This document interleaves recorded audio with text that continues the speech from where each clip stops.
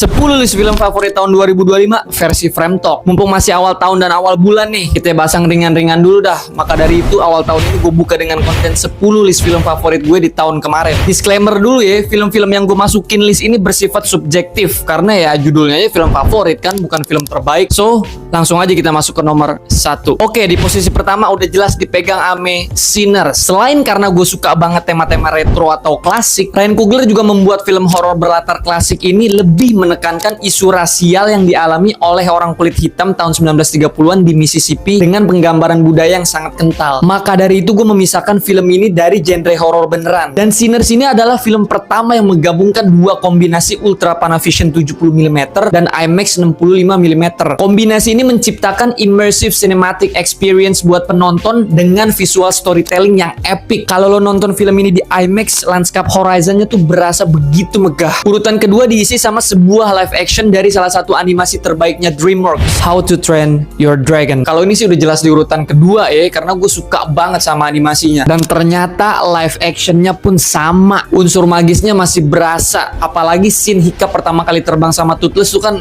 epic banget. Terus Toothlessnya yang akurat dan tetap lucu, world design-nya yang sama banget sama di animasi. Pokoknya perfecto lah. Next, posisi ketiga dipegang sama Fantastic Four. Seperti yang udah gue bilang tadi, kalau gue suka banget sama tema retro atau klasik, Fantastic Four ini world buildingnya keren abis. Retro futuristik yang begitu elegan dengan kostum-kostum klasik. Pokoknya komikal banget dah. Urutan keempat diisi sama sebuah blockbuster yang jadi dewanya 3D, Avatar Fire and Ash. Kalau ini sih gue nggak usah jelasin panjang lebar lah ya soal betapa indah dan megah visualnya. Tapi yang jelas di sini tuh teknologi facial capture-nya lebih canggih. Jadi nggak ada satu kedipan mata pun atau kerutan otot yang terlewat. Selanjutnya datang dari sport genre, apalagi kalau bukan F1 The Movie. Tentu saja daya jual utama di film ini ya cinematic experience yang immersive, aksi kebut-kebutan di sirkuit yang terasa mewah dan seakan-akan kita tuh ikut ada di kokpit bareng Sonny Hayes. Pokoknya Joseph Kosinski berhasil ngebawain Top Gun Maverick ke dalam sirkuit Formula One. Next, kita balik lagi ke genre horror, 28 Years Later. Sequel dari 28 Weeks Later ini hadir dengan sinematografi yang cukup unik, editing yang ciamik parah, mulai dari efek yang dipakai di scene-scene tertentu, sound effect dan soundtrack yang bisa mengelevate emosi, sampai color tone yang cakep. Selanjutnya untuk film lokal favorit, gue langsung to the point aja biar durasinya juga nggak panjangan. Nah, di list gue itu tentu aja ada Tingmingnya Christo Emmanuel, Pangkunya Reza Rahadian, Sorenya Yandi Lauren, dan Pengepungan di Bukit Durinya Joko Anwar. Oke, jadi itu dia 10 list film favorit gue di tahun kemarin. Gimana? List lo sama nggak? Kalau nggak, coba lo tulis sendiri list lo di kolom komentar. Oke, jangan lupa follow, like, dan save. Sampai jumpa di konten